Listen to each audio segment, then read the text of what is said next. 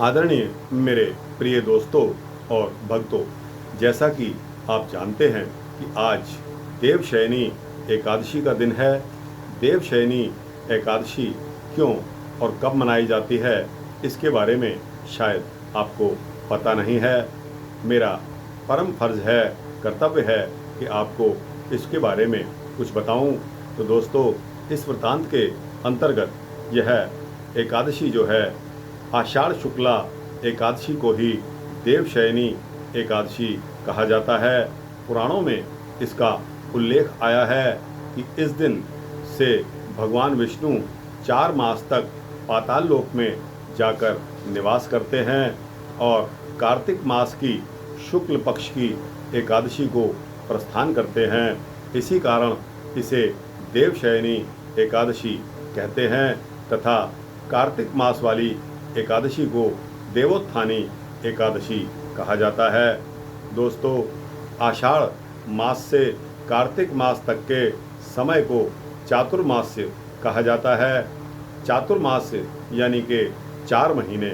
इन 4 महीनों में भगवान क्षीर सागर में अनंत शैया पर शयन करते हैं, इसलिए इन 4 महीनों में विवाह आदि शुभ कार्य नहीं किए जाते, अर्थात शुभ कार्यों का करना वर्जित माना जाता है। दोस्तों, इन दिनों में साधु लोग भी स्थान छोड़कर कहीं नहीं जाते और एक ही स्थान पर रहकर तपस्या करते हैं। दोस्तों, इसके पीछे एक कथा वृतांत भी है, वह सूक्ष्म कथा मैं आपको सुनाने जा रहा हूँ। दोस्तों, सतयुग में मानधाता नगर में एक चक्रवर्ती राजा राज्य करते थे। एक बार उनके राज्य में 3 वर्ष तक सूखा पड़ गया।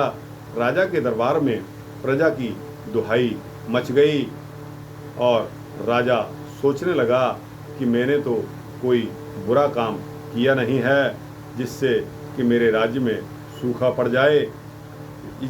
इस तरह राजा प्रजा का दुख दूर करने के लिए जंगल की तरफ चल दिया। दोस्तों, जंगल में वह अंगीरा ऋषि के आश्रम में पहुंचा और अंगीरा ऋषि के आश्रम में राजा ने मुनि से अपना सवाल पूछना चाहा। मुनि ने राजा का आश्रम में आने का कारण पूछ लिया। राजा ने करबद्ध होकर प्रार्थना की कि भगवान, मैंने सब प्रकार से धर्म का पालन किया है, लेकिन फिर भी मेरे राज्य में सूखा पड़ गया है। तब ऋषि ने आषाढ़ शुक्ल पक्ष की एकादशी का व्रत रखने को राजा से कहा। इस व्रत के प्रभाव से मुनि ने बोला कि वर्षा अवश्य हो जाएगी। राजा अपनी राजधानी में लौट आया और एकादशी का उसने व्रत रखा। राज्य में व्रत के प्रभाव से मूसलाधार बरसात हुई और राज्य में खुशियां छा गई। तो दोस्तों, यह है आज की देवशयनी एकादशी का महत्व। आपको कैसा लगा? अच्छा लगा हो तो दोस्तों, इसको लाइक और शेयर करके अपने जैसे मित्रों, भक्तों और जिज्ञासुओं को अवश्य भेजना। इसी तरह के वृत्तांत पाने के लिए इस चैनल को सब्सक्राइब कर देना।